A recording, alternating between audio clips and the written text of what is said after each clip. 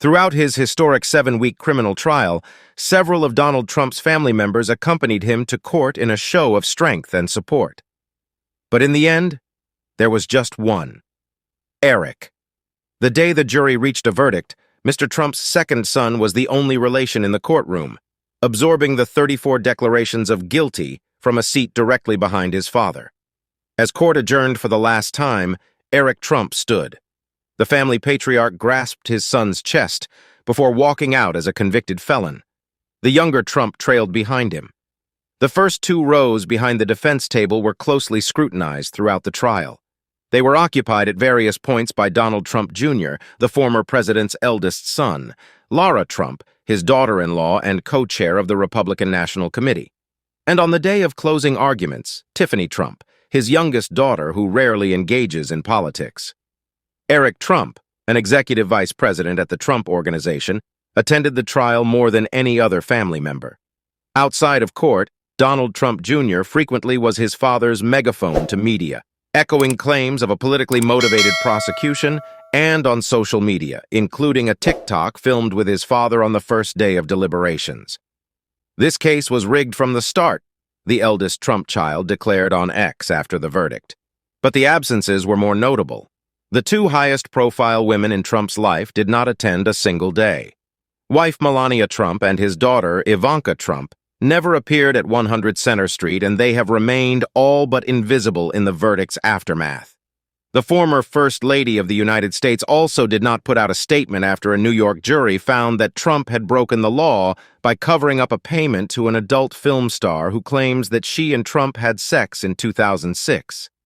The sexual encounter that Stormy Daniels described in explicit detail in the courtroom allegedly occurred just 4 months after Melania Trump had given birth to their son, Barron. The payment was aimed at preventing her from going public just before the 2016 election with the story. During Ms. Daniels' testimony, she discussed the sexual encounter she claimed to have with Trump in his hotel room in Lake Tahoe in Nevada while both were attending a golf tournament there. Ms. Daniels said on the stand that Trump's mention of his wife during their meeting was very brief.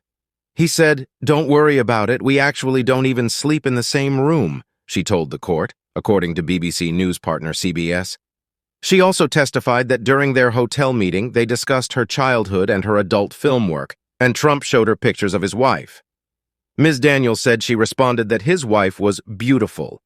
Former Trump aide Hope Hicks also took the stand to be grilled about a Wall Street Journal story alleging affairs with multiple women, including Playboy model Karen McDougal and Ms. Daniels. She said Trump worried about the story. "He was concerned how it would be viewed by his wife, and he wanted me to make sure that the newspapers weren't delivered to their residence that morning," she testified. Toward the end of April, Trump, during his usual pre-court comments, mentioned Melania Trump. CBS reported that he wished her a happy birthday and said he was heading to Florida that evening to be with her. CNN reported that Trump's wife and their son were in New York when the verdict came down.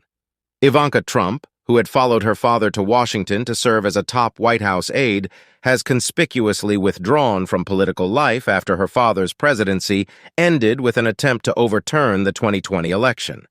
She has made only the briefest appearances in his legal dramas. Her lawyers successfully fought to have her severed from her father's civil business fraud trial last year, which ensnared her brothers. When she appeared as a witness, it was for 1 day of soft-spoken testimony before she returned to her Florida home.